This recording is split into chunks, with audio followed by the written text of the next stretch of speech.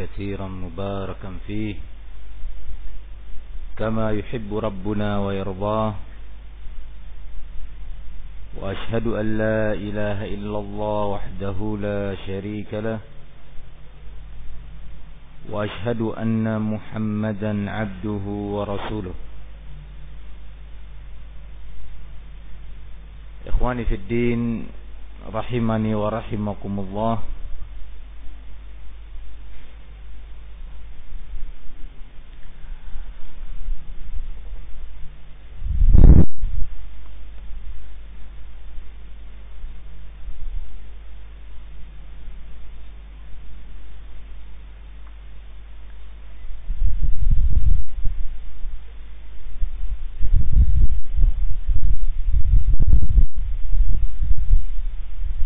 Pada kajian di sore hari tadi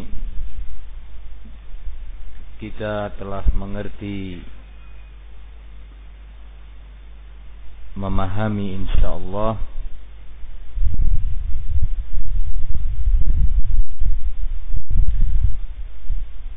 tentang wasiat Al-Imam Ahmad rahimahullahu ta'ala kepada kaum muslimin semuanya untuk meninggalkan dan menjauhi berbagai amalan, berbagai tariqah atau sistem di dalam berislam yang diada-adakan, yang diciptakan, dimunculkan setelah wafatnya Rasul sallallahu alaihi wasallam dan para sahabatnya.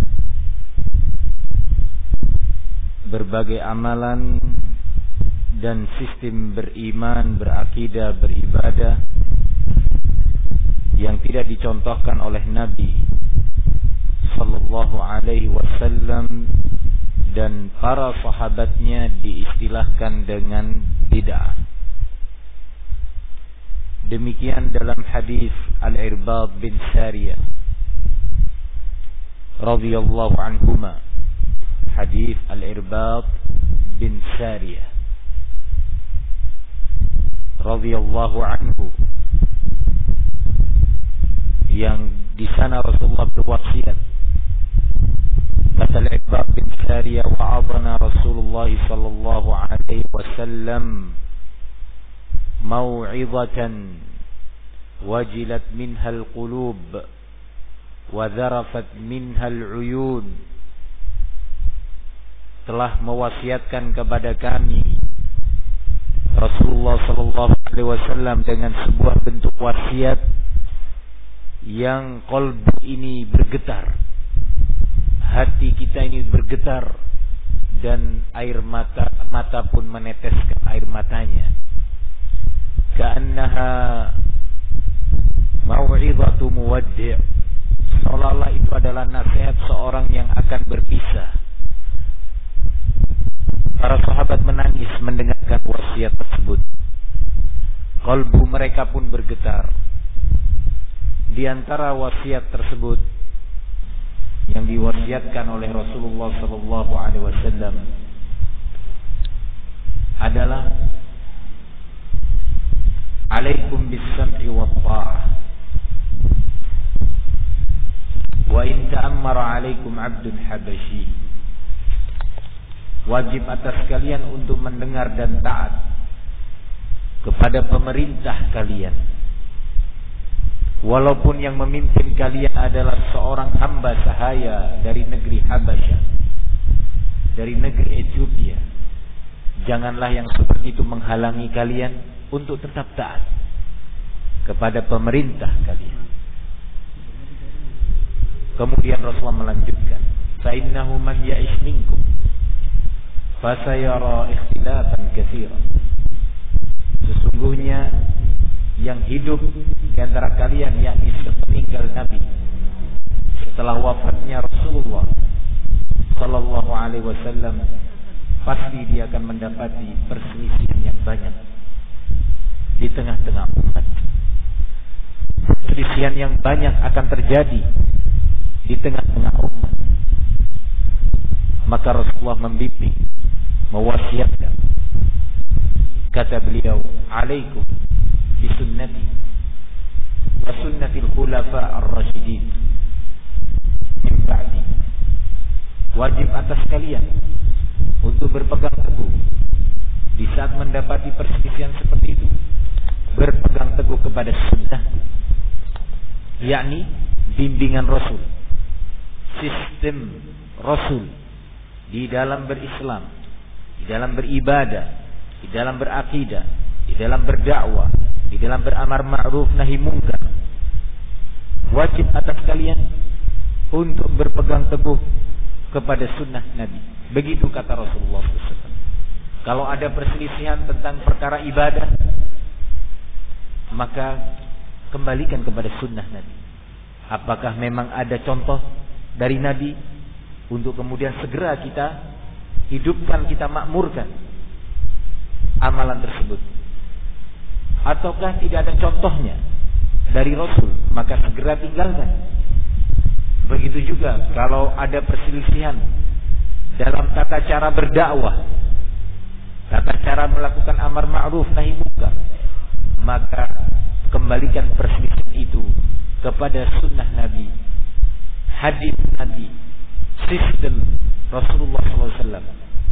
Kalau ternyata sebuah sistem dakwah, sistem amar ma'ruf nahi munkar yang dimunculkan, muncul ide baru di dalam melakukan dakwah dan amar ma'ruf nahi munkar, maka dikontrol, diperiksa, diteliti apakah sesuai dengan sunnah Nabi, dengan prinsip Nabi ataukah tidak. Jika sesuai, segera laksanakan, segera amalkan. Kalau tidak sesuai, segera tinggalkan.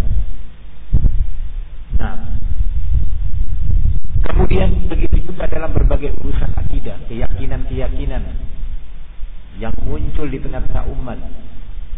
Setiap permasalahan yang tadi muncul baru dan terjadi perselisihan tentangnya, kembalikan kepada sunnah Nabi. Jangan dikembalikan kepada ra'yu dan logika manusia. Jangan dikembalikan kepada kebiasaan orang, kebiasaan kampung, kebiasaan masyarakat. Karena kita wajib mengagungkan dan memuliakan sunnah Nabi sallallahu alaihi wasallam. Kemudian Rasulullah melanjutkan, wa sunnatil khulafa ar-rasyidin, dan kembalikan pula jawaban permasalahan yang diperselisihkan tadi kepada sunnahnya khulafa ar-rasyidin. Maka kita mesti harus belajar apakah tata cara ibadah yang akan kita lakukan ini, tata cara berzikir yang akan kita lakukan, tata cara berakidah, keyakinan dan amar ma'ruf nahi munkar sudah sesuai dengan bimbingan khulafa ar-rasyidin ataukah tidak? Dari mana kita bisa tahu? Dari belajar, membuka kitab-kitab ulama. Jadi bukan masanya lagi kita sekarang kajian, pengajian dan yang semisalnya hanya berisi tertawa ria. Ya. Sekarang ini di masyarakat lebih disenangin kalau ada seorang dai, seorang ustaz yang bisa menjadikan majelisnya itu penuh dengan tawa. Iya kan? Sekarang ini bermunculan, bukan saatnya. Sekarang bagaimana masyarakat kita, saudara-saudara kita, diberikan kepada mereka wawasan sunnah Nabi, sunnah para sahabat, para ulama kita. Ini yang semestinya dihidupkan. Maka belajar kitab-kitab para ulama mesti dihidupkan di masjid-masjid kaum muslimin, di sekolah-sekolah kaum muslimin, agar Islam ini tidak menjadi asing. Maka Rasul mengatakan wa sunnatil khulafa ar-rasyidin, dan kembalikan perselisihan kalian kepada sunnah para khulafa ar-rasyidin. Siapa mereka? Khulafa ar-rasyidin: Abu Bakar As-Siddiq, kemudian Umar bin Khattab, kemudian Utsman bin Affan, kemudian Ali bin Abi Thalib. Yang dua pertama itu adalah mertua Rasulullah SAW. Abu Bakar mertua Rasul, kemudian Umar bin Khattab juga mertua Rasulullah SAW. Yang ketiga dan yang keempat menantu Rasul, Utsman bin Affan dan Ali bin Abi Thalib radhiyallahu anhum. Orang-orang saleh, wali-wali Allah. Kembalikan kepada mereka. Jangan dikembalikan, ini madhab kami. Ini kebiasaan organisasi kami. Ini kebiasaan di kampung kami. Jangan. Kembalikan kepada Abu Bakar As-Siddiq, Umar bin Khattab, Ali bin Abi Thalib, Utsman bin Affan dan Ali bin Abi Thalib. Kembalikan kepada para sahabat Rasul sallallahu alaihi wasallam. Demikian semestinya sikap seorang muslim, sehingga perselisihan menjadi selesai. Semua problem terjawab. Umat bersatu, umat saling kasih sayang karena semuanya berpegang teguh kepada sunnah Nabi dan sunnah khulafa ar-rasyidin. Kemudian setelah itu Nabi melanjutkan dalam wasiatnya yang dirasa oleh para sahabat adalah wasiat orang yang akan berpisah. Seolah-olah ini wasiat terakhir.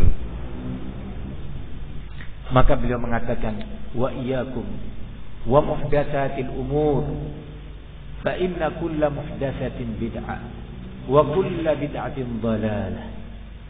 Waspadalah kalian dari setiap perkara, amalan, ibadah yang baru dimunculkan, tidak pernah ada di masa Rasulullah SAW. Hati-hati kalian, waspada kalian dari itu, jauhi. Barakallahu. Kenapa?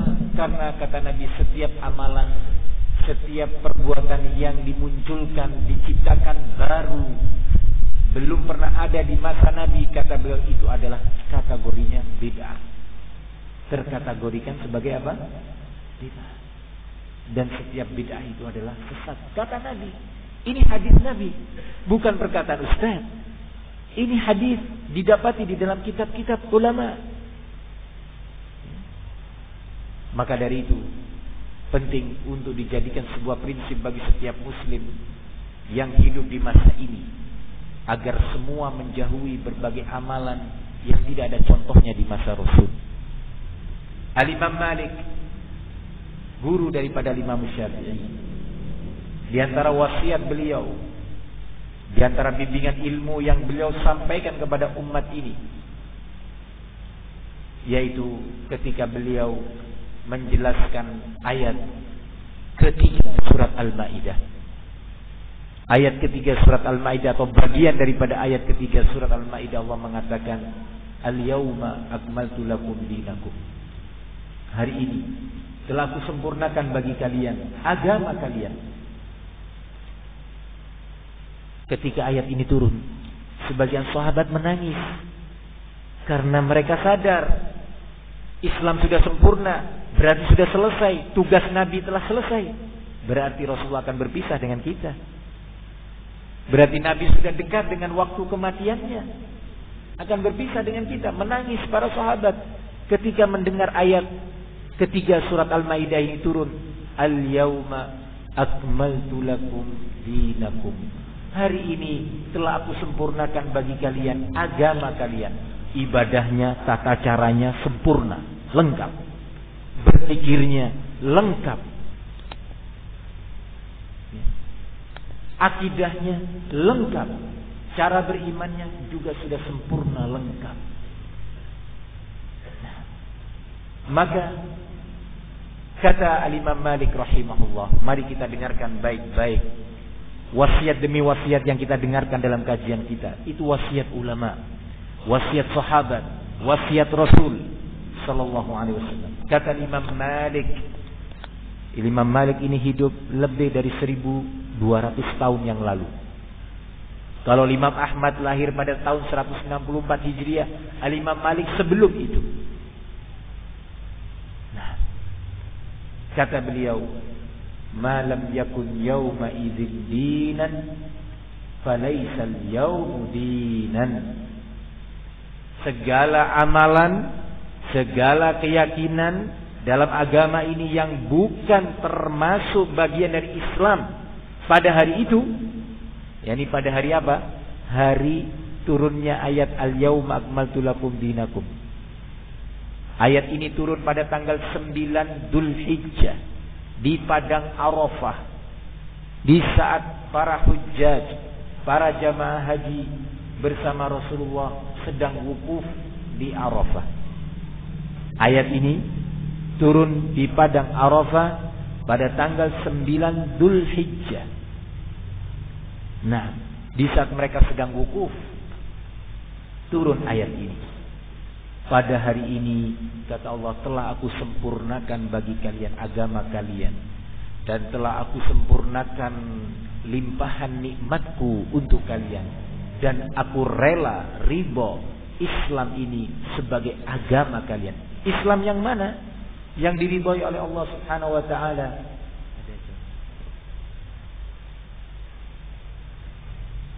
Ada yang punya contoh?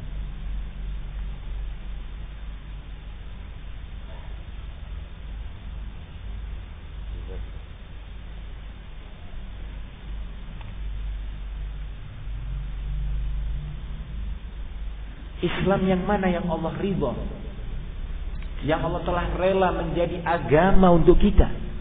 Ini sebuah pertanyaan penting. Jawabannya adalah yang disebutkan oleh Al-Imam Malik, guru Al-Imam Syafi'i, yaitu seluruh amalan yang termasuk bagian dari Islam pada hari itu, itulah Islam. Yang bukan bagian daripada Islam pada hari itu, pada hari Rasulullah masih hidup bersama sahabatnya, para sahabat mendengar dari Nabi ayat demi ayat, hadis demi hadis, bimbingan demi bimbingan, mengamalkan itu di masa Rasulullah masih hidup sampai Rasulullah wafat. Itu Islam yang diridhoi oleh Allah.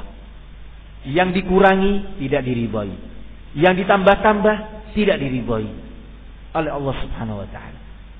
Nah, oleh karena itu Al-Imam Malik dalam kesempatan lain lagi-lagi memberi wasiat untuk kita semuanya.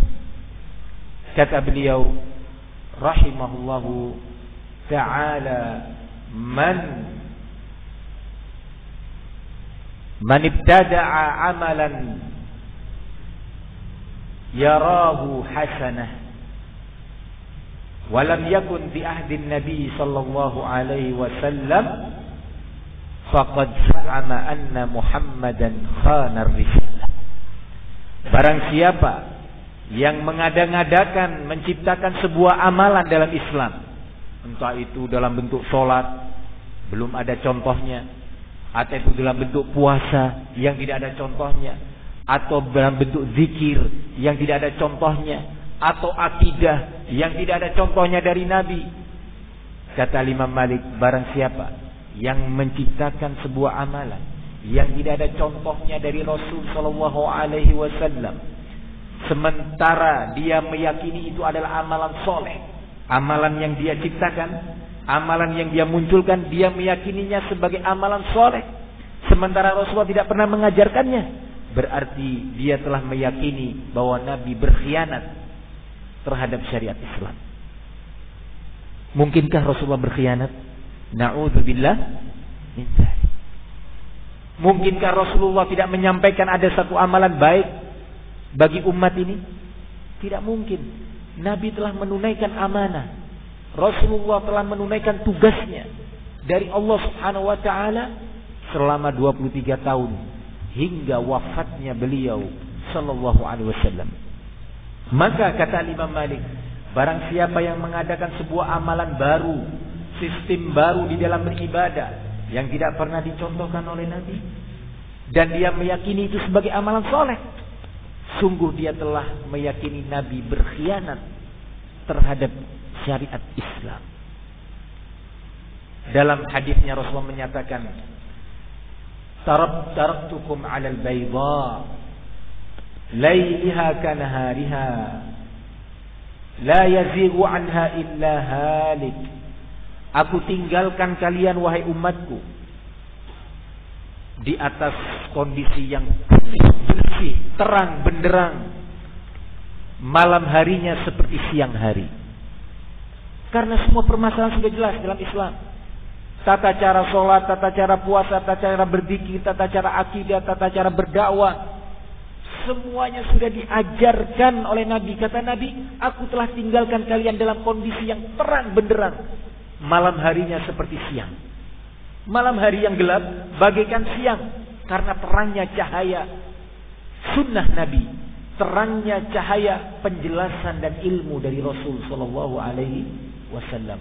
Tidaklah seseorang, kata Nabi, keluar dari bimbinganku ini, dari yang telah aku wariskan, baik dengan cara dikurang-kurangi syariat Nabi, dikorupsi syariat Rasul, tidak disampaikan kepada umat, atau dengan cara ditambah-tambah, maka kata Nabi, pasti dia binasa, dia akan celaka, dia hancur. Yang mengucapkan ini adalah Nabi Sallallahu Alaihi Wasallam. Para hadirin yang saya muliakan, oleh karena itu, di antara satu permasalahan yang mesti diingat adalah wajib berpegang teguh kepada sunnah Nabi dan meninggalkan segala bentuk amalan baru dalam Islam. Untuk bisa kita mengetahui, untuk kita bisa dapat mengetahui mana yang dijelaskan dalam sunnah, mana yang dicontohkan oleh Nabi dan mana yang tidak, tidak ada jalan lain kecuali dengan belajar. Belajar Islam, belajar Al-Quran, belajar hadis. Dan yang seperti ini harus dijadikan sebagai kebiasaan masyarakat muslim. Yang seperti saya katakan tadi, sudah bukan saatnya umat Islam menghadiri pengajian-pengajian yang penuh dengan tawa, gurau.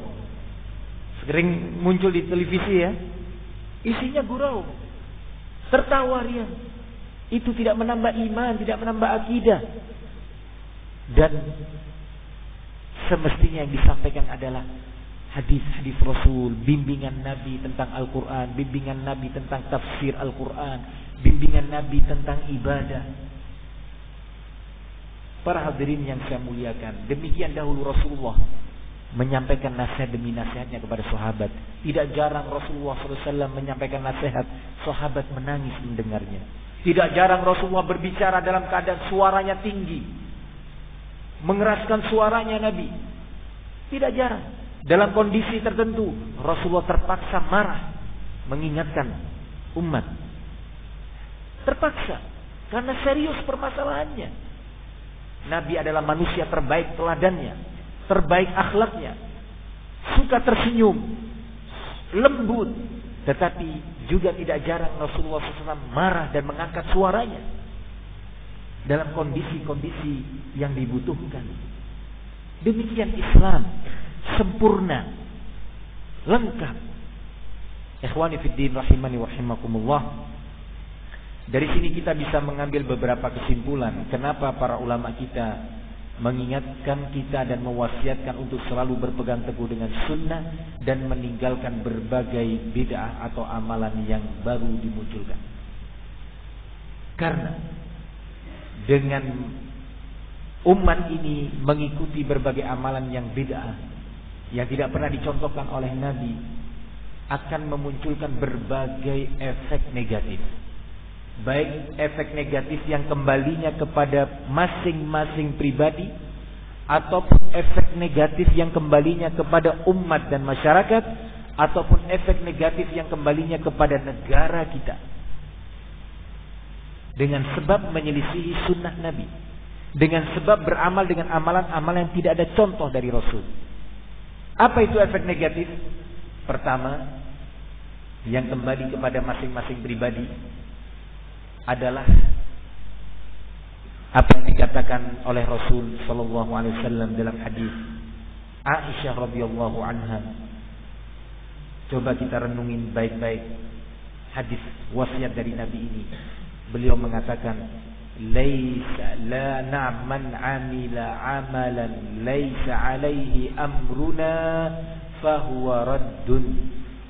Barang siapa yang beramal dengan sebuah amalan yang tidak ada perintah dari kami, tidak ada contoh dari Rasul, maka amalan itu tertolak kepada pelakunya. Tidak diterima oleh Allah Subhanahu wa ta'ala. Tidak dinilai sebagai amal saleh. Kenapa tidak dinilai sebagai amal saleh? Karena tidak ada contoh dari Rasul. Dia capek beramal, dia lelah beribadah dengan ibadah tersebut, dengan ibadah yang tidak ada contohnya. Ternyata di hari kiamat dia tidak mendapatkan nilai, Bukannya tidak mendapatkan nilai dalam pengertian nol nilainya, tetapi malah minus, malah negatif. Ini yang pertama. Efek negatif amal seorang ketika beramal dengan amalan yang tidak ada contohnya dalam sunnah. Apa? Tertolaknya amalan tersebut. Yang tadi saya contohkan. Misalkan, salawat kepada Nabi itu ibadah. Saya yakin setiap muslim pasti senang dan suka untuk bersolawat kepada Rasul. Tapi ketahui bahwasanya solawat itu telah diajarkan oleh Nabi tata caranya. Ketika ada seorang mengatakan kalau kita hendak tidur, hendaknya bersolawat 11 kali. Misalnya, ketika akan tidur, bersolawat 11 kali. Kita bertanya, solawat gak ada masalah, bagus. Tetapi bilangan 11 kali, siapa yang mengajarkan? Dan diucapkan ketika akan tidur, siapa yang mengajarkan? Kalau kita bersolawat sebelum ketika tasyahud, sebelum salam, kita bersolawat Allahumma salli ala Muhammad wa ala ali Muhammad kama sallaita ala Ibrahim wa ali Ibrahim, dan seterusnya sampai kita mengucapkan assalamualaikum warahmatullahi wabarakatuh. Kita katakan ini ada contoh dari Rasul. Kenapa kamu bersolawat ketika tasyahud? Karena Nabi menyontohkannya. Begitu. Barakallahu fikum. Dan seterusnya. Ketika kita mendengar nama Nabi disebut di saat ceramah, maka disunnahkan kita untuk bersolawat kepada Rasul, mengucapkan Allahumma shalli ala Muhammad dan yang semisalnya. Tapi ketika ditanya, kenapa kamu bersolawat ketika disebut nama Rasul? Ya karena Nabi memerintahkan. Kalau disebut nama beliau hendaknya bersolawat, menghimbau. Tapi pertanyaan yang berikutnya, bersolawat ketika hendak tidur. Kita tanya, apa dalilnya? Ada dasarnya dari Nabi? Loh, solawat kan baik. Solawatnya baik. Tetapi ketika Anda mengkhususkan ketika akan tidur, perlu dan mesti ada dalil dari Nabi. Atau dari sahabat setidaknya. Kalau jawabannya tidak ada, ketahui bahwa amalan seperti itu dengan cara seperti itu bukan bagian daripada sunnah Nabi, dan pelakunya akan merugi karena tertolak. Begitu juga bilangan 11. Kalau tadi waktunya, waktu diucapkannya sholawat ketika akan tidur. Sekarang bilangan 11 kali. Kenapa tidak 13 kali? Kenapa tidak 17 kali? Dari mana bilangan 11? Mesti kita kembalikan kepada sunnah Rasulullah Sallallahu Alaihi Wasallam. Demikian seorang muslim, dia selalu berusaha untuk beramal, setiap ibadah dan amalannya, tata caranya, waktu pelaksanaannya, bilangannya sesuai dengan bimbingan Rasulullah Sallallahu Alaihi Wasallam. Karena Rasulullah menyatakan, Allah Subhanahu Wa Taala mengatakan, laqad kana lakum fi Rasulillahi uswatun hasanah. Sungguh telah ada teladan yang baik bagi kalian, wahai kaum mukminin, pada diri Rasul Sallallahu Alaihi Wasallam. Ini efek negatif yang pertama, yang kembali kepada diri hamba tersebut. Efek negatif yang kedua, ketika beramal dengan bid'ah adalah dia terancam untuk binasa. Binasa ibadahnya atau akidahnya. Tadi kita sudah mendengar hadis Rasul sallallahu alaihi wasallam. Kata Rasulullah, aku telah meninggalkan kalian ini di atas kondisi yang terang benderang. Malam harinya bagaikan siang. Maksudnya semua perkara sudah aku contohkan, sudah aku ajarkan kepada kalian, sudah aku sampaikan. Tidaklah seseorang, kata Nabi, keluar dari bimbinganku ini kecuali dia pasti akan binasa. Ini efek negatifnya. Kalau tadi efek negatif amalan dia tertolak, dia merugi di hadapan Allah, tidak mendapatkan ganjaran, malah mendapatkan dosa. Yang kedua adalah terancam dengan kebinasaan. Semisal dengan hadis ini adalah firman Allah Subhanahu wa taala dalam surat An-Nur ayat ke-63. Allah Subhanahu wa taala mengatakan, "Falyahdharil ladzina yukhalifuna an amri an tusibahum fitnah aw yusibahum azabun alim." Waspadalah orang-orang yang menyelisihi perintah Nabi, menyelisihi sunnah Nabi, menyelisihi tata cara Nabi di dalam berislam ini. Kenapa? Apa ancaman Allah? An tusibahum fitnah, akan menimpa kepada mereka fitnah, au yusibahum azabun alim, atau menimpa kepada mereka azab yang pedih. Fitnah yang dimaksud apa? Dijelaskan oleh para mufassirin, para ahli tafsir dari kalangan sahabat dan yang sesudahnya. Fitnah yang dimaksud dalam ayat ini adalah penyakit kolbu. Hatinya itu enggan untuk beramal soleh gara-gara menyelisih sunnah Nabi. Subhanallah. Gara-gara dia menyelisihi sunnah Nabi,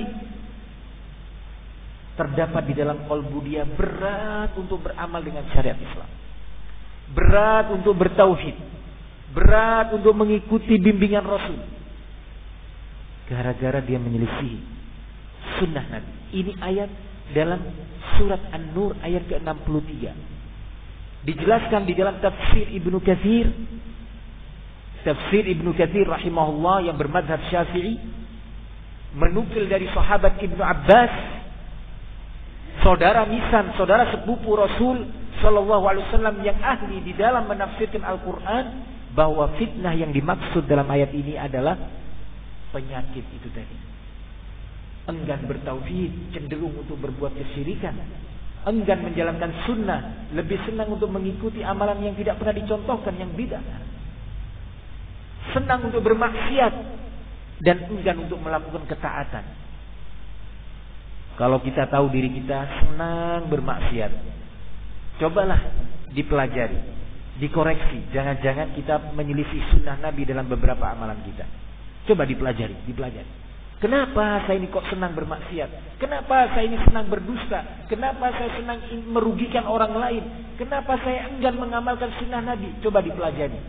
Jangan-jangan ada beberapa sunnah Nabi yang kita langgar, yang kita tolak, yang kita abaikan. Para hadirin yang saya muliakan, efek negatif yang berikutnya adalah yang tadi disebutkan oleh Al-Imam Malik.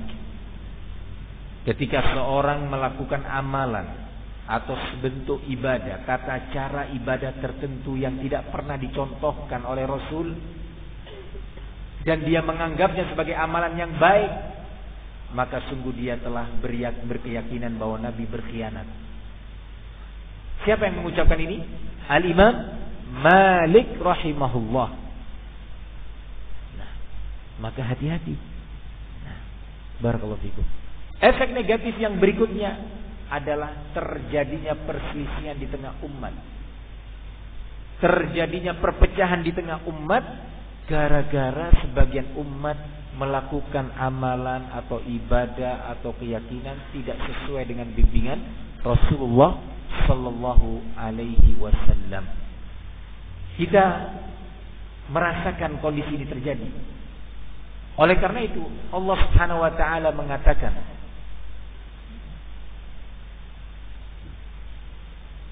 di dalam salah satu ayatnya,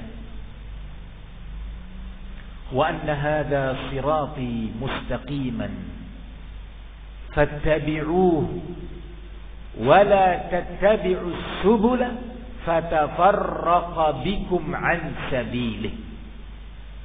Perhatikan ayat ini baik-baik. Kata Allah Subhanahu wa taala, "Wa anna hadza sirati mustaqiman."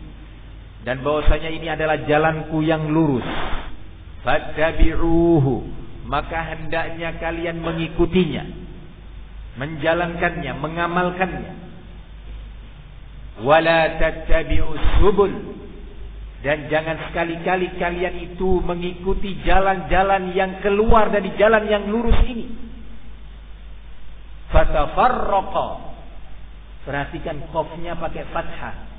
Bukan fatafarraq, tapi fatafarraq. An sabilillah. Pasti kalian akan berpecah belah gara-gara kalian mengikuti jalan-jalan yang keluar dari Shiratul Mustaqim. Ketika suatu hari Rasulullah bersama sahabatnya, beliau membuat sebuah garis lurus di tanah, di pasir, ya, di garis panjang. Kemudian Rasulullah menyatakan, "Hadza sirati mustaqiman." Ini yang garis lurus dan panjang ini adalah jalanku yang lurus. Kemudian setelah itu Rasulullah membuat garis di samping kanan dan di samping kiri.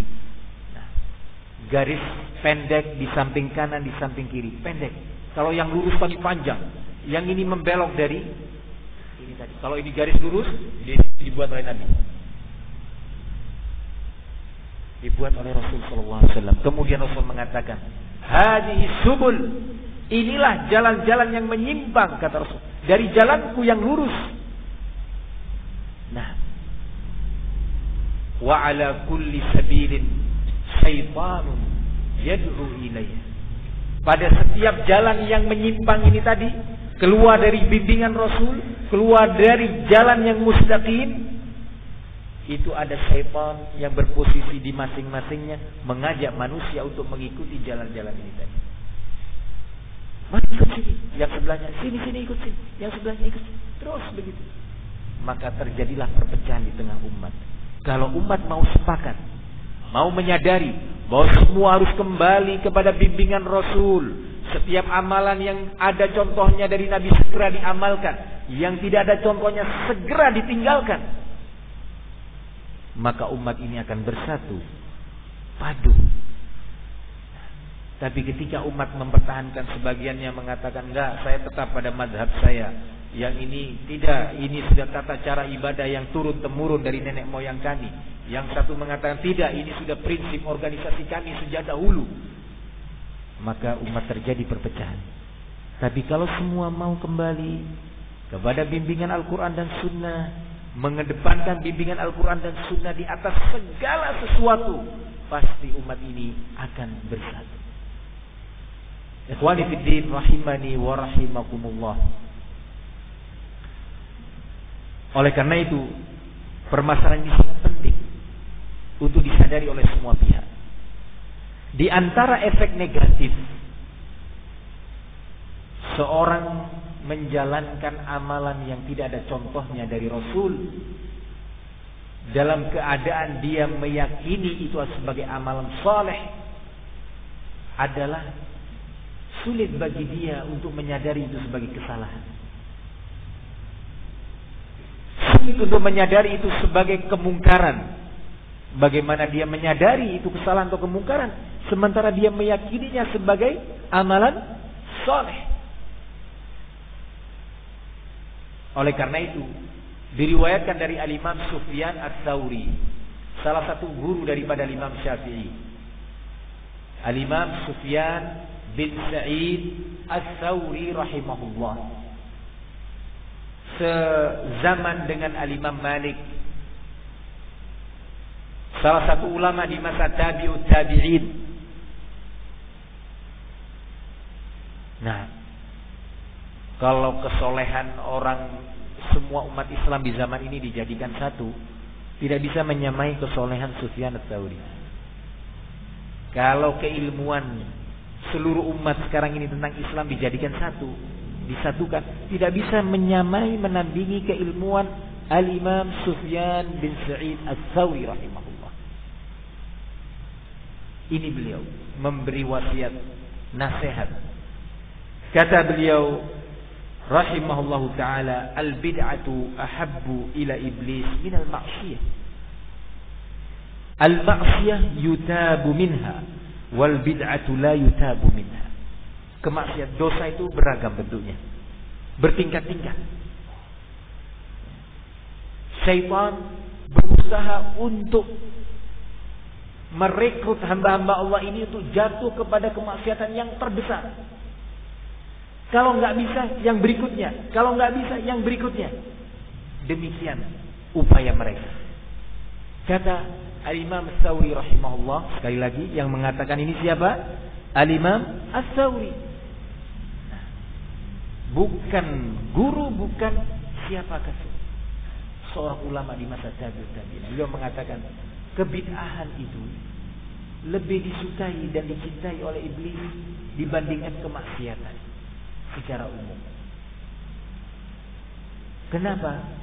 Karena kemaksiatan itu mungkin saja orang bisa bertaubat dan cepat sadar. Contohnya, kalau ada pemuda yang suka minum minuman keras, dia sebenarnya dalam kolbunya menyadari ini perbuatan kotor, tidak disukai oleh masyarakat. Keberadaan dia sebagai peminum khamr meresahkan masyarakat, sehingga dia merasa canggung, malu. Barakallahu fikum. Sehingga harus sembunyi-sembunyi dia melakukannya di tempat-tempat khusus. Narkoba juga demikian. Ada jaringan-jaringan rahasia untuk melakukannya. Tapi berbeda dengan sebuah bid'ah. Sebuah bid'ah itu diyakini sebagai amalan soleh, sehingga dia memperjuangkannya dan mengajak orang untuk melakukannya. Contohnya, barakallahu fikum, sunnah mengajarkan untuk kita taat kepada penguasa kita. Sunnah mengajarkan untuk kita mentaati pemerintah mereka kita dalam hal yang ma'ruf, dalam hal yang baik. Tidak boleh kita menentang penguasa, memberontak penguasa, walaupun penguasa tersebut penguasa yang zalim. Demikian Rasulullah mengajarkan, sebagaimana nanti akan kita bahas. Rasulullah melarang kita membongkar aib pemerintah di depan umum, di halayak ramai. Diperintahkan kita untuk menahan diri. Tetapi muncul sebagian pihak yang kemudian meyakini bahwa penguasa yang tidak berhukum dengan hukum Allah, penguasa yang korup, penguasa yang menzalimi rakyatnya adalah penguasa yang mesti ditentang, harus diberontak, mesti dijatuhkan, digulingkan. Ini cara yang seperti ini tidak ada contoh dari Nabi. Justru sebaliknya, Rasulullah memerintahkan untuk bersabar dan menahan diri. Maka amalan merubah kemungkaran seperti ini, merubah kemungkaran yang terjadi pada penguasa dengan cara memberontak, memprovokasi masyarakat untuk menentangnya, ini cara yang bid'ah, cara yang baru muncul, tidak pernah dikenal oleh sahabat Nabi, tidak pernah diajarkan oleh Rasul. Dia meyakini kritikan-kritikan dia kepada penguasa sebagai amalan soleh, sebagai bentuk perjuangan. Dia mengajak orang lain dan menghimbau orang lain. Maka dari itu Sufyan Ats-Tsauri mengingatkan kepada kita bahwa di antara bahaya bid'ah adalah pelakunya sulit untuk meninggalkannya dan bertaubat. Berbeda dengan kemaksiatan, pelakunya dengan mudah bisa sadar dengan izin Allah melalui nasihat-nasihat. Para hadirin yang saya muliakan, ini adalah beberapa efek negatif yang karenanya para ulama mengingatkan kita untuk selalu berpegang teguh kepada sunnah Rasul sallallahu alaihi wasallam. Terkait dengan permasalahan ini, maka Al-Imam Ahmad rahimahullah dalam salah satu pembahasannya pada kitab Ushulus Sunnah yang sedang kita kaji ini, beliau mengatakan, "Wa man kharaja ala imamin min a'immatil muslimin wa qad kana an-nasu istama'u alayhi wa aqarru lahu bil khilafah bi ayyi wajhin kana bil ridha aw bil ghalabah faqad shaqqa hadha al-kharij asal muslimin wa khalafa al-athar an Rasulillah sallallahu alaihi wasallam fa in mata al-kharij alayhi mata mitatan jahiliyah wa la yahillu qatlus sultan walal khuruj alaihi li ahadin minan nas. Faman fa'ala dzalika fahuwa mubtadi' ala ghairi sunnati wat tariq. Subhanallah. Al-Imam Ahmad berwasiat. Kata beliau, bagian dari pokok akidah, bagian dari pondasi dasar sunnah adalah, kata beliau, barang siapa yang menentang salah satu penguasa dari penguasa-penguasa muslimin yang sudah disepakati oleh masyarakat sebagai penguasa, sebagai pemerintah,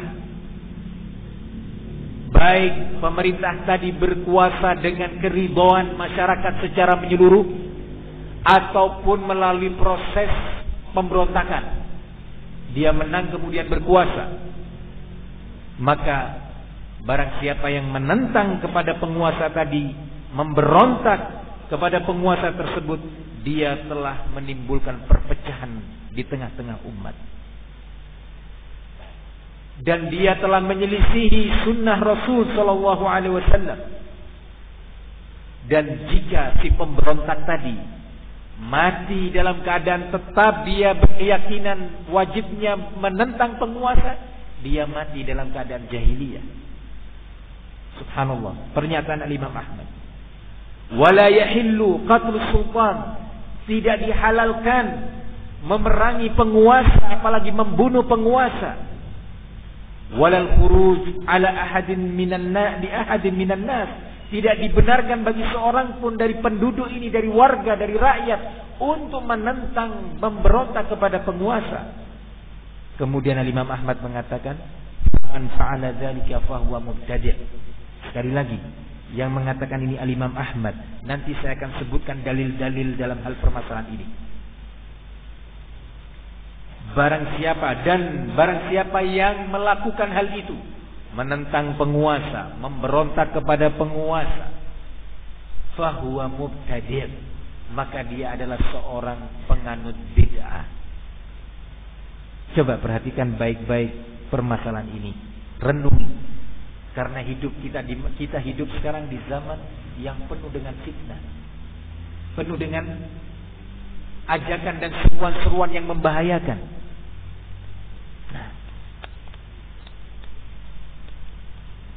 ala ghairi as-sunnati wat tariq, dan dia tidak berada di atas bimbingan sunnah dengan sikapnya itu tadi. Para hadirin, ini salah satu pembahasan penting yang diajarkan oleh Imam Ahmad rahimahullahu ta'ala. Kalau begitu, apa dasar daripada Imam Ahmad mengatakan ini? Ternyata kalau kita lihat para ulama kita sama prinsipnya dengan beliau. Al-Imamul Bukhari dalam Sahih Bukhari juga menyebutkan permasalahan ini. Al-Imam Muslim dalam kitab Sahih Muslim juga menyebutkan permasalahan ini. Al-Imam Abu Dawud, begitu juga Al-Imam Syafi'i, Al-Imam Malik, Ibnul Mubarak, Waqi' Ibnul Jarrah, Sufyan Ibnu Uyainah, Sa'id Ibnul Musayyib, Al-Hasanul Basri, terus ke atas, semuanya menjelaskan kepada umat tentang permasalahan ini dan melarang umat melakukan kemungkaran terkait dengan penguasanya. Nah, kalau kita tahu itu, kita akan menyebutkan beberapa dalil tentang permasalahan ini. Antara lain, sebuah hadis yang diriwayatkan oleh Imam Muslim dari sahabat Hudzaifah ibnul Yaman.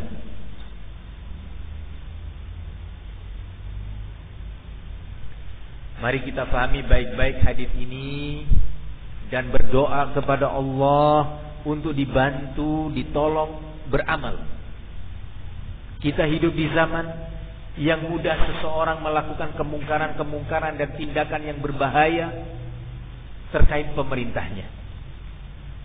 Sehingga antum sekarang mendengar berbagai pertumpahan darah terjadi di beberapa negara, di Syria, di Mesir, di Yaman, di Tunis, di Libya, dan beberapa tempat yang lainnya. Mari kita renungi permasalahan ini, jangan sampai terjadi di negeri kita. Jangan sampai terjadi di negeri kita di Indonesia ini. Dan kita semua bertugas dan bertanggung jawab untuk menjaga keamanan negeri ini. Semua kita bertugas.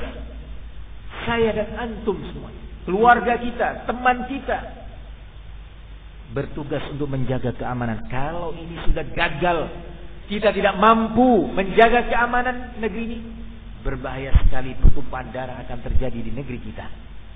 Ribuan nyawa muslim melayang sia-sia.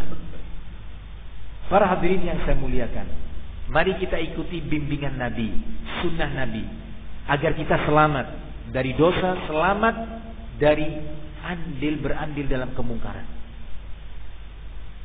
Nah,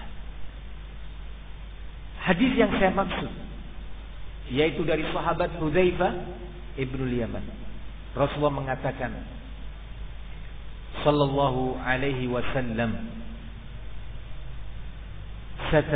satakunu fitanu, sayakunu a'immatun min ba'di la yastannuna bi sunnati wa la yahtaduna bi hadi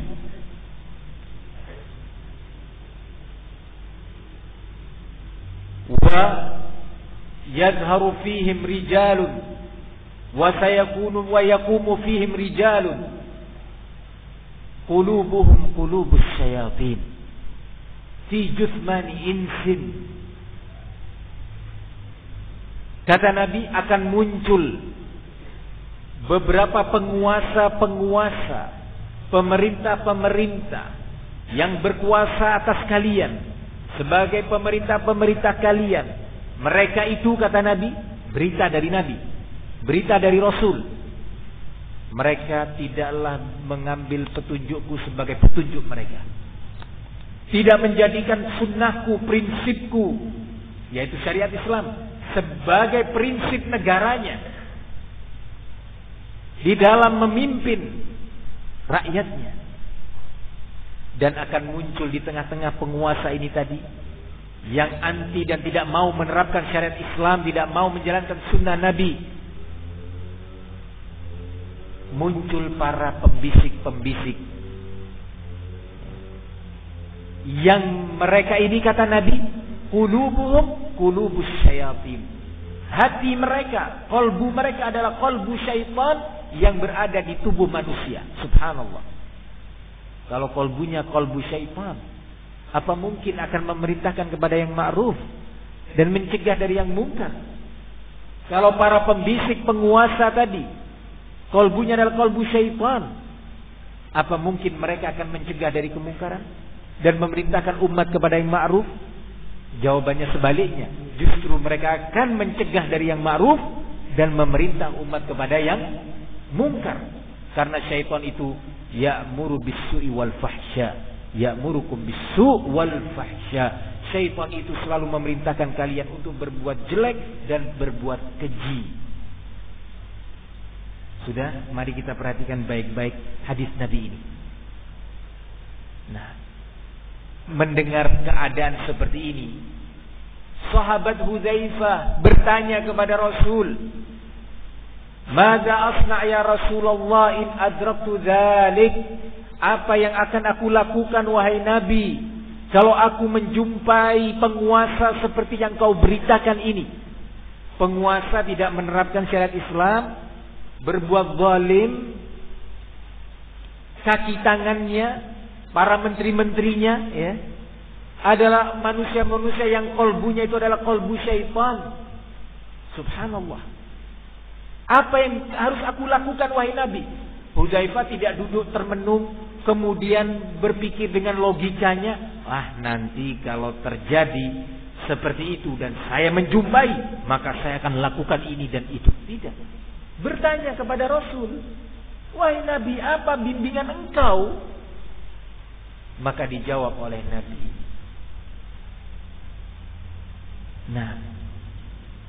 isma' wa atir, wa in daraba dhahrak wa akhadha malak Tetaplah engkau mendengar dan taat kepada penguasamu,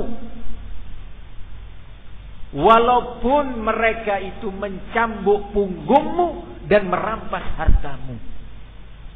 Sabar, merampas harta rakyat, mencambuk, menyiksa, memukul rakyat. Alhamdulillah, kita hidup di negeri harta kita tidak dirampas.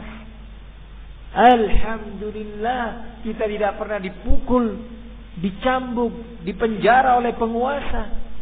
Kita hidup bisa sekolah dengan bebas, beribadah dengan bebas, mencari maisha, mencari penghasilan, berdagang, bertani dengan bebas. Alhamdulillah, kita bersyukur kepada Allah Subhanahu wa taala. Antum bisa bayangkan kalau penguasa kita ini seperti Al-Hajjaj bin Yusuf As-Saqafi, salah satu gubernur di negeri Kufah yang sangat zalim dan kejam. Di masa itu masih tersisa beberapa sahabat Rasul, Abdullah bin Umar bin Khattab, Anas bin Malik, dan beberapa yang lainnya masih hidup pada masa itu.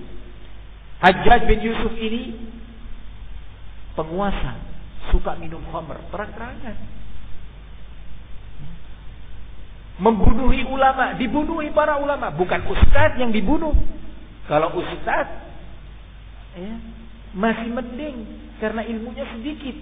Yang dibunuh ini ulama, para muhadditsin, para mufassirin, orang-orang saleh dibunuh oleh Hajjaj. Enggak. Kapan dia mau membunuh? Bunuh. Masuk ke tempat ada masjid itu, sini, bentar. Alhamdulillah, kita bisa beribadah di masjid-masjid, nikmat, sujud, ruku, berpuasa di bulan Ramadan, nikmat. Suatu hari, ini Hajjaj bin Yusuf salat mengimami muslimin di masjid. Karena dia penguasa, jadi imam. Salat subuh. Salat subuh itu berapa rakaat? 2 rakaat.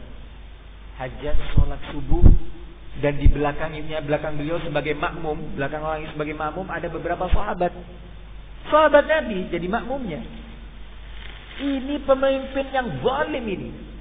Jadi imam salat subuh, salat Allahu Akbar, 1 rakaat, 2 rakaat, lanjut 3 rakaat, 4 rakaat. Salat subuh 4 rakaat. Ya.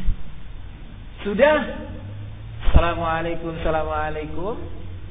Langsung dia menoleh kepada para makmum, mengatakan, kenapa? Mau saya tambah? Sahabat diam, para ulama diam. Kenapa? Ada kemungkaran besar kalau mereka berbicara.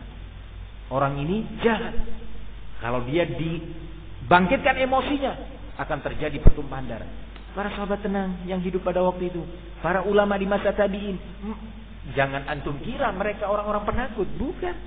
Jangan antum kira sama seperti kita yang sibuk dengan dunia. Kalau diajak berjuang, maaf, saya punya toko, saya punya dagang, saya punya kebun, mesti dijaga, saya punya tambak, nanti bagaimana udang saya, bandeng saya habis. Ya, ini orang-orang soleh, para pemberani, para pejuang. Tetapi mereka bergerak dengan ilmu, tidak emosional, tidak ambisi, tenang mereka, diam. Sampai Hajjaj diam. Apa keyakinan mereka? Kesalahan itu tanggung jawab dia di hadapan Allah. Kami wajib mengikuti dia, ya kami ikuti dia sebagai imam.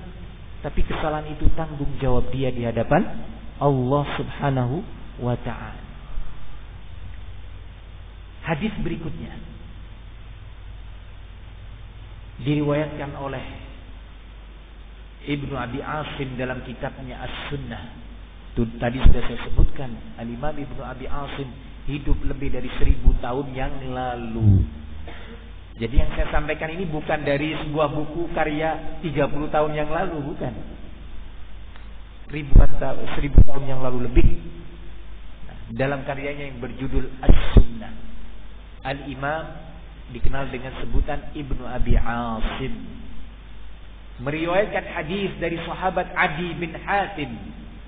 Sahabat namanya Adi bin Hatim radhiyallahu anhu. Qala ya Rasulullah, la nas'aluka an ta'ati man ittaqa, walakin man fa'ala wa fa'al wa dzakara asy-syarr.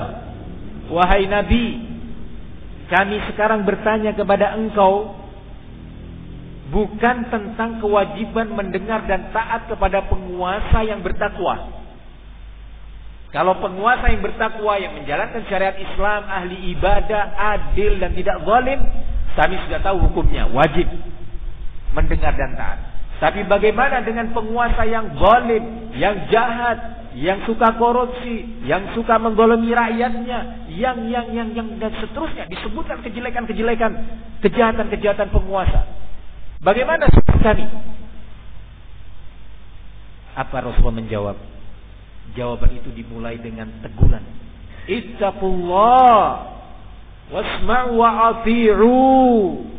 Tetaplah kalian bertakwa kepada Allah, takutlah kalian kepada Allah, dan tetaplah kalian mendengar dan taat kepada penguasa kalian walaupun seperti itu. Subhanallah, kenapa? Jawabannya, di samping memang itu adalah bimbingan Rasul yang bersumber dari wahyu, yang tidak boleh logika kita dikedepankan. Yang kedua, sejarah telah membuktikan bahwa upaya memberontak kepada penguasa yang muncul adalah efek negatif, bukan positif. Pertumpahan darah, jangan dianggap remeh. Darah seorang muslim, nyawa seorang muslim, satu orang muslim, jangan dianggap ringan, ya. Barakallahu fikum. Antum ingat peristiwa peledakan bom di Kuningan, Jakarta. Ketika mobil yang dipakai oleh para teroris meledak di jalan, mobil box. Ternyata di jalan itu ada seorang anak kecil berjalan bersama ibunya. Terkena ledakan bom tadi. Subhanallah, anak kecil itu sedang berpuasa. Sebagian yang terkena bom itu mati, muslim. Coba, kalau kita sudah tahu itu, mari kita dengarkan sebuah hadis.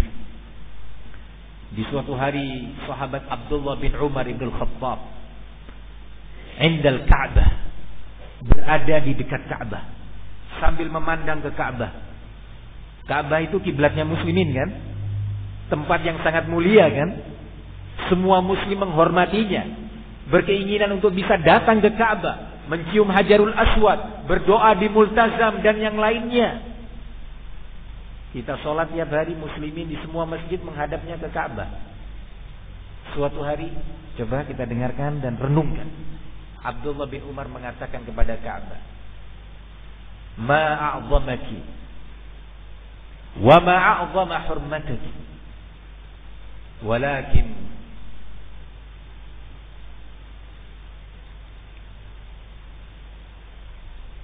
al-mu'min a'zamu minki 'inda Allah."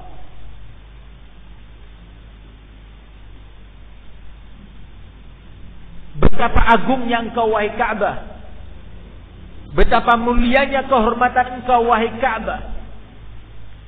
Sungguh, kata Ibnu Umar, kehormatan satu orang muslim di sisi Allah lebih mulia dari engkau. Satu muslim ini tidak boleh hartanya dicuri, diambil, dizalimi, tidak boleh harga dirinya dijatuhkan, tidak boleh apalagi darahnya ditumpahkan. Subhanallah, sejarah telah membuktikan bahwa upaya menentang pemerintah, memberontak, mengangkat senjata, terjadi pertumpahan darah yang banyak sesama muslim. Betapa pentingnya umat Islam diajarkan kepada mereka tentang nilai nyawa seorang muslim, satu orang muslim. Allah menyatakan di dalam Al-Quran, min ajli dzalika katabna ala bani Israil annahu man qatala nafsan bighairi nafsin aw fasadin fil ardh faka'annama qatala an-nasa jami'a. Sungguh telah kami tetapkan kepada Bani Israel, dan ini berlaku juga untuk kita, bahwa barang siapa yang membunuh nyawa satu orang tanpa didorong oleh alasan yang dibenarkan, maka sungguh dia seolah-olah membunuh nyawa seluruh manusia. Satu orang muslim, dia bermudah-mudahan bunuh, dibom, ditembak, bermudah-mudahan, maka dia seolah-olah membunuh seluruh manusia. Padahal membunuhnya hanya satu. Tapi karena dia bermudah-mudahan menganggap remeh darah dan nyawa seorang muslim. Berbagai pemberontakan dalam sejarah ini yang telah dikumpulkan oleh para sejarawan membuktikan yang terjadi adalah kemungkaran demi kemungkaran setelahnya. Mari kita lihat, barakallahu fikum, apa yang pernah terjadi di negeri Somalia beberapa puluh tahun yang lalu. Rakyat diprovokasi untuk menentang penguasa. Disebutkan keboliman penguasa, bahwa dia telah lebih dari 30 tahun berkuasa. Sudah banyak yang terbunuh. Disebutkan dalam kurun waktu 30 tahun masyarakat Somalia yang terbunuh di tangan penguasa 12.000. Nah, dalam kurun waktu 30 tahun. Mulai terjadi provokasi di masjid-masjid, di ceramah-ceramah, orasi-orasi, dan seterusnya di kampung-kampung, sampai suasana memanas. Semua kelompok bersatu, semua kelompok yang tadinya tercerai-berai menjadi satu untuk menggulingkan penguasa, dan subhanallah mereka berhasil. Penguasa jatuh, tergulingkan. Selesai, sudah. Giliran sekarang mereka berebut kekuasaan. Yang kelompok ini mengatakan, kami yang lebih berhak, karena kami dahulu yang menyumbang senjatanya, membelikan senjata. Kelompok satu mengatakan, tidak, kami yang lebih berat. Nah, kami yang lebih dahulu memulai ini. Yang satu mengatakan begini dan begitu terus, sampai akhirnya terjadi pertempuran antar kelompok dan antar kabilah, antar suku. Berlanjut itu peperangan terus tanpa bisa memilih penguasa, pemerintah. Dalam kurun waktu kurang dari 1 tahun, kurang lebih 100.000 nyawa muslim melayang. Kurang dari setahun, kurang lebih 100.000 nyawa muslim melayang. Penguasa yang tadi disebutkan zalim, jahat, dalam kurun waktu lebih dari 30 tahun hanya berapa? 12.000. Itu pun beragam. 12.000 yang dibunuh, ada yang narkoba, ada yang perampok, ada yang macam-macam sebabnya. Kalau ini terbunuh karena berebut kekuasaan, tembak menembak antar sesama muslim, pendidikan terhenti, perdagangan di pasar-pasar terganggu, seorang mau ibadah ke masjid takut ditembak dan dibunuh oleh kelompok lain atau suku lainnya. Ya subhanallah, ya subhanallah. Maka dari itu Rasulullah memerintahkan kepada kita untuk sabar, tahan diri, jangan memberontak, jangan menentang, tahan diri.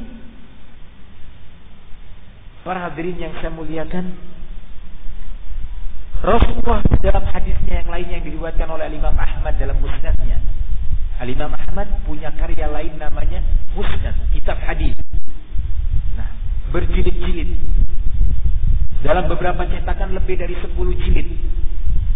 Kitab hadis. Dan diriwayatkan dari sahabat Iyad bin Ghun. Dari sahabat Iyad bin Ghun. Qala Rasulullah sallallahu alaihi wasallam. Rasulullah berkata, "Man kana lahu nasihatun lidhi sultan, fala yubdihi alaniyatan. Fa in qubila minhu fadhaka, wa illa faqad adda ma alayhi. Barang siapa yang memiliki kritikan untuk penguasa, nasihat dan teguran untuk penguasa, jangan disampaikan secara terbuka. Jangan disampaikan secara terbuka.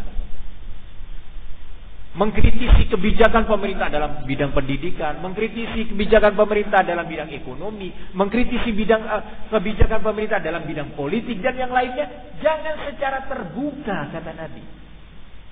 Terbuka itu bisa melalui mimbar Jumat, bisa melalui khutbah hari raya, ya, bisa melalui orasi-orasi di tengah-tengah masyarakat, atau bisa melalui tulisan buletin-buletin, ya, yang disebarkan di masyarakat, pamflet-pamflet yang berisi provokasi, menyebutkan kekurangan dan aib pemerintah. Maka Rasul mengatakan jangan. Mungkin di antara kita ada yang mengatakan berdasarkan logika, nah kalau dinasehati, kata Rasulullah, hendaknya barang siapa yang ingin menyampaikan nasihatnya, falyakhud biyadihi wal yakhlu bih, hendaknya secara rahasia disampaikan nasihat itu kepada penguasa. Ya nggak diterima Ustaz, nasihat nggak digubris, nggak dipedulikan. Lah kita sampaikan nasihat secara terbuka. Sudah kita kritiki mereka melalui mimbar-mimbar masjid, melalui buletin dan orasi-orasi melalui media massa. Tetap saja mereka terus korupsi, tetap saja berbuat kezaliman, ketidakjujuran.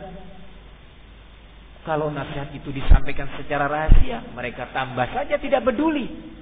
Logika kita mengatakan demikian, tapi Rasulullah sudah menjawab ini. 1400 tahun yang lalu sudah dijawab pertanyaan ini oleh Nabi. Apa kata Rasulullah? Inku bila minhu fazaka. Kalau nasihat tersebut diterima oleh penguasa tadi, yang disampaikan secara rahasia tadi, diterima, diamalkan, maka itu yang diharapkan. Wa illa faqad adda ma alaih. Kalau tidak diterima, sungguh orang tadi sudah menunaikan tugasnya, menyampaikan nasihat. Urusan diterima dan tidak diterima bukan urusan dia. Kalau sunnah ini diamalkan, pasti akan diberi jalan keluar oleh Allah Subhanahu wa taala. Tapi ketika kita mengedepankan logika, mengedepankan cara-cara non-Islam, berdemonstrasi itu bukan cara Islam, datangnya dari negeri-negeri barat, dari negeri-negeri kafir yang kemudian umat Islam meniru-niru. Jangan. Kalau diterapkan sunnah Nabi, Allah akan beri jalan keluar dan solusi untuk umat Islam. Contohnya, Al-Imam Ahmad sendiri yang sedang kita bahas kitabnya ini. Pada saat di umur mas beliau pada saat itu, muncul seorang khalifah namanya Khalifah Ma'mun. Pada saat itu yang beredar di masyarakat cukup pesat adalah akidah kaum rasionalis, kaum Mu'tazilah.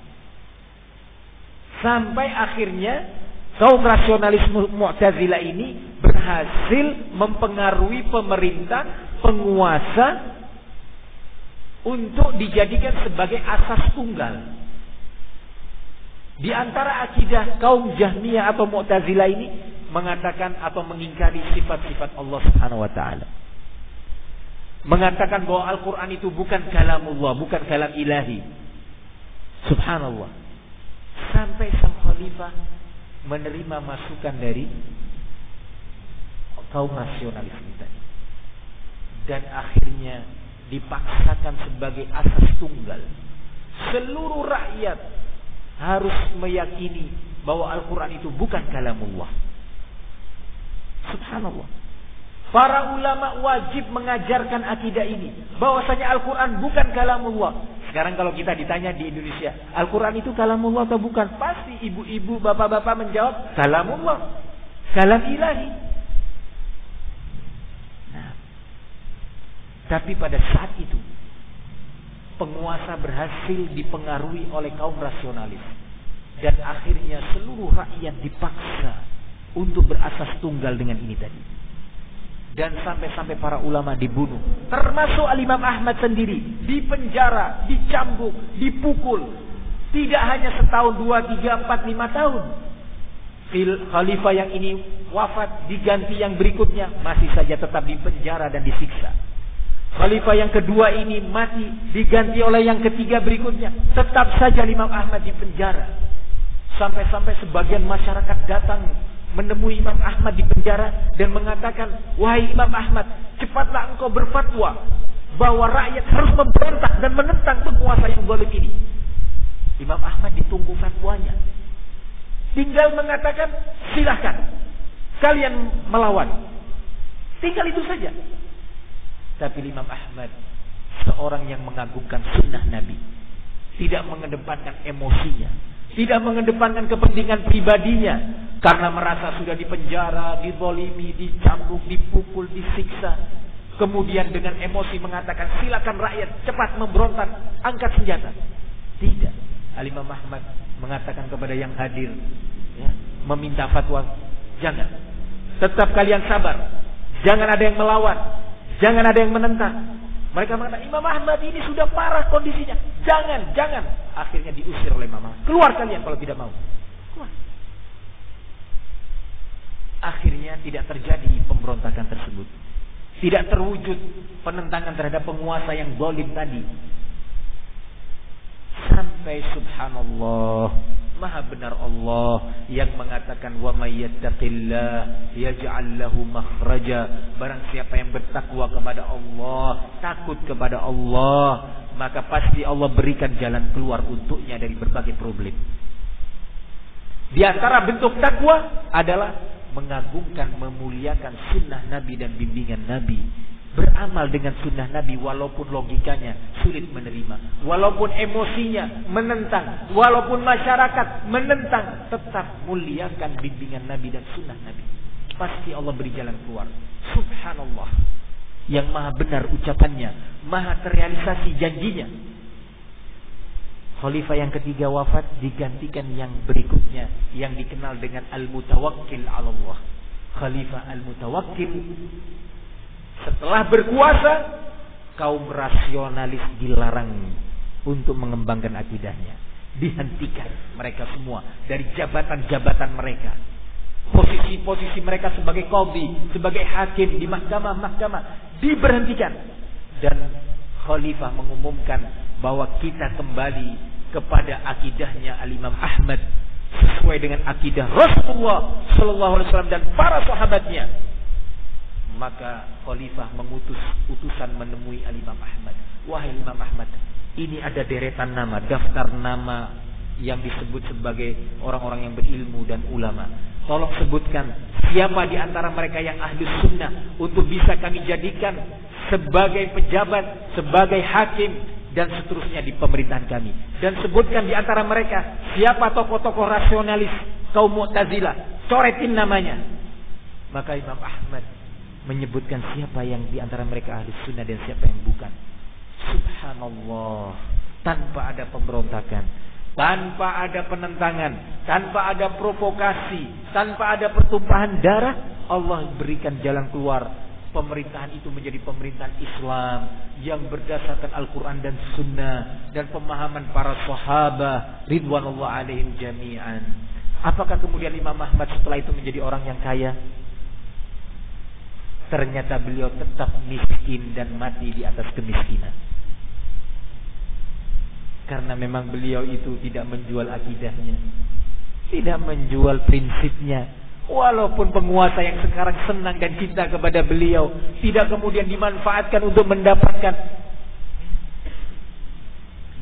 rumah, mendapatkan tanah, mendapatkan mobil, ya, dan tidak menjual agamanya. Al-Imam Ahmad mati dalam keadaan miskin. Demikian takwa kepada Allah akan mendatangkan solusi, jalan keluar. Ikuti bimbingan sunnah Nabi dalam berbagai urusan agama. Umat ini akan menjadi baik, menjadi jaya, menjadi mulia. Tinggalkan berbagai cara yang diada-adakan. Cara yang sekarang ini dimunculkan, menyebarkan aib dan kekurangan pemerintah, Ini adalah cara yang bid'ah, yang menentang cara dan bimbingan Rasul. Begitu juga tindak kekerasan, anarkis, teror yang dilakukan.